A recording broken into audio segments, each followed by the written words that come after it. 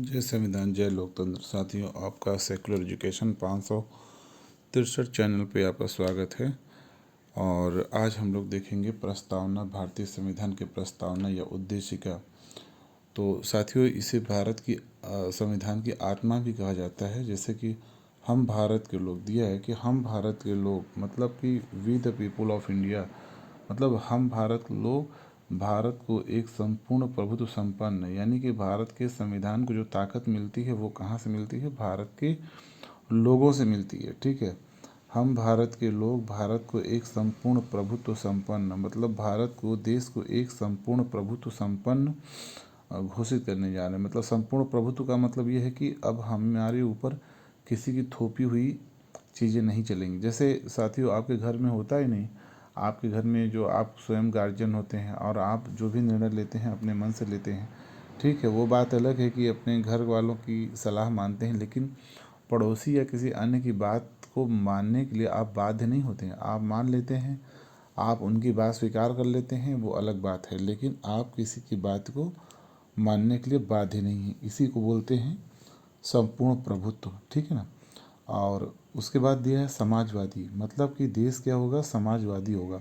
Samajwadi social होगा, मतलब social होगा, यानी कि जो अर्थव्यवस्था होगी वो सोशल होगा। धनों का आवंटन हर आदमी में बराबर होगा। ठीक है, इसका अर्थ यही है कि जो देश की जो समाजवादी जो देश होगा वो हर समाज को इक्वल वैल्यू देगा, हर समाज को इक्वल राइट, इक्वल प्रोटेक्शन और इक्वल इकोनॉमिकल अपॉर्चुनिटीज़, मतलब सबको समान अवसर दिया जाएगा। समाजवादी होगा। ठीक है, यहाँ पे पूंजीवादी नहीं लिखा है। ठीक है, तो पूंजीवादी नहीं होगा। समाजवादी क्या होगा कि संसाधनों का इक्वल बंटवारा होगा। पंथ निरपेक्ष होगा, किसी भी पंथ को, मतलब किसी पंथ को बढ़ावा नहीं देगा। राष्ट्र का कोई अपना पंथ नहीं होगा। ठीक है, पंथ निरपेक्ष, किसी भी पंथ को बढ़ावा नहीं देगा। ठीक है, लोकतंत्रात्मक होगा, यानी कि चुनाव होंगे, यहाँ पे कोई राजशाही नहीं होगी। ठीक है, यहाँ कोई राजा नहीं होगा, यहाँ कोई उत्तराधिकारी नहीं होगा। भले लोग अपने भतीजों को उत्तराधिकारी घोषित कर रहे हैं, कोई अपने बेटे को उत्तराधिकारी घोषित कर रहा है। ठीक है ना, तो ये उत्तराधिकारी जो घोषित करने वाला सिस्टम है ये गलत है, ये अलोकतांत्रिक, अमर्यादित है। ये राजतंत्र में होता था। जो भी आजकल लोग उत्तराधिकारी घोषित कर रहे हैं वो समझ लीजिए लोकतंत्र के दुश्मन है। ठीक है, तो लोकतंत्रात्मक होगा, यानी कोई भी निर्णय लिया जाएगा तो वो लोकतांत्रिक तरीके से लिया जाएगा, सबकी सहमति से लिया जाएगा। ठीक है, गणराज्य बनाने के लिए तथा उसके ये मतलब समाजवादी भी बनेगा देश, पंथ निरपेक्ष बनेगा। पंथ मतलब कोई समुदाय, जैसे कोई लिंगायत समुदाय है, जैसे कोई जो है वैष्णव समाज है। ठीक है, जैसे कोई बौद्ध धर्म, जैसे महायान है, हीनयान है, नवयान है, बौद्धयान है। तो इतने ढेर सारे पंथ हैं।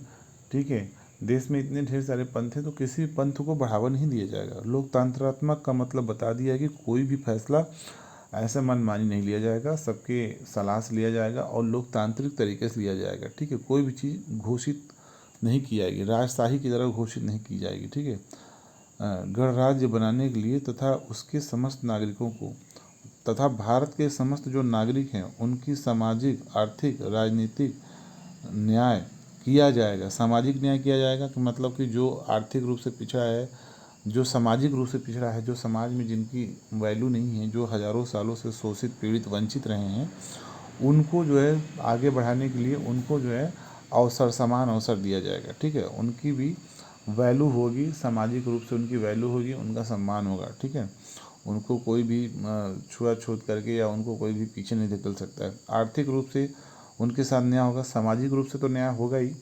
ठीक है, आर्थिक रूप से न्याय होगा। अगर जो भी देश के नागरिक आर्थिक रूप से पिछड़े हैं उनके साथ समान न्याय होगा। आर्थिक न्याय, उनको भी जो है इक्वल अपॉर्चुनिटी दी जाएगी, नौकरियां दी जाएगी, जॉब दी जाएगी। ठीक है, और उनकी आर्थिक सहायता की जाएगी। ठीक है, चाहे वो कोई भी नागरिक हो, अगड़ा हो, पिछड़ा हो, किसी भी जाति धर्म का हो। ठीक है, तो वहाँ पे उसके साथ आर्थिक न्याय, उचित आर्थिक न्याय किया जाएगा। राजनीतिक न्याय मतलब सबको राजनीति में भाग लेने के लिए सबको समान अवसर दिया जाएगा, किसी के साथ अन्याय नहीं किया जाएगा। ठीक है, जिस तरह से आर्थिक न्याय का मतलब यहाँ पे ये हो जाएगा साथियों कि किसी भी एक वर्ग के पास, एक समुदाय के पास सारे उद्योग धंधे, ट्रेड पर कब्जा नहीं होगा। ठीक है, कोई भी समुदाय, ठीक है, ट्रेड पे किसी भी समुदाय का ट्रेड पर, व्यापार पर एक तरफा अधिकार नहीं होगा। पूंजी का केंद्रीकरण नहीं होगा, पूंजी का विकेंद्रीकरण होगा। सबके पास पैसा होना चाहिए, सबके पास ट्रेड होना चाहिए, सबके पास व्यापार होना चाहिए, ठीक है ना। किसी एक व्यक्ति या किसी एक संगठन या एक समुदाय के पास सारे आर्थिक चीज़ें नहीं होंगी। यही हमारा संविधान कहता है, हमारी प्रस्तावना कहती है, ठीक है। विचार की अभिव्यक्ति, हम जो है अपने विचार को अभिव्यक्त करने की हमारे पास आज़ादी होगी, लेकिन एक लिमिटेशन के साथ। देश के खिलाफ कोई भी चीज़ नहीं बोल सकते हैं, या ऐसी भी कोई चीज़ नहीं बोल सकते जो देश की एकता अखंडता के खिलाफ हो, ठीक है। विश्वास और धर्म, ठीक है। अब विश्वास और धर्म कोई भी धर्म मान सकते हैं, किसी को भी कोई भी धर्म मानने की पूरी स्वतंत्रता होगी, ठीक है ना। किसी पे भी कोई, किसी भी व्यक्ति पर कोई भी राज्य किसी भी धर्म को थोपेगा नहीं, ठीक है। जिसका जो मन करेगा वो अपने अंतरात्मा से उस धर्म की उपासना करेगा, ठीक है ना। किसी के ऊपर कोई धर्म थोपा नहीं जा सकता। और उपासना की स्वतंत्रता मतलब वो कोई भी नागरिक, देश का कोई भी नागरिक किसी भी धर्म या पंथ की उपासना कर सकता है, उसके ऊपर कोई भी उपासना थोपी नहीं जाएगी, ठीक है। प्रतिष्ठा, किसी व्यक्ति की प्रतिष्ठा का हनन नहीं किया जाएगा, चाहे वो कितना ही गरीब हो, चाहे कितना ही पिछड़ा हो, ठीक है। उसकी प्रतिष्ठा का सम्मान किया जाएगा। और राज्य जो है, राज्य का यहाँ पे तात्पर्य है देश से, ठीक है। तो यहाँ पे देश जो है सरकार, देश की सरकार या जो प्रशासन या राज्य या राष्ट्र है, वो जो है सबको समान अवसर देगा, ठीक है।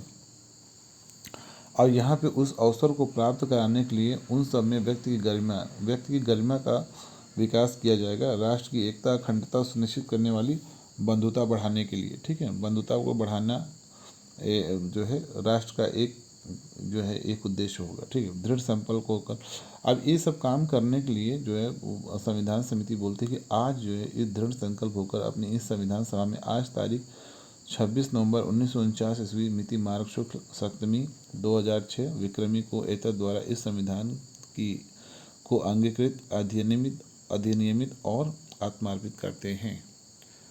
धन्यवाद साथियों, मेरे चैनल को लाइक एवं सब्सक्राइब करिएगा। अगर कोई भी कमेंट होगा, कोई भी अगर आपका सुझाव होगा तो कृपया जो है हमें दीजिएगा। और कृपया प्लीज़ मेरे चैनल को लाइक और सब्सक्राइब करें, जिससे हम ऐसे ही वीडियो और बनाते रहें राष्ट्र हित में।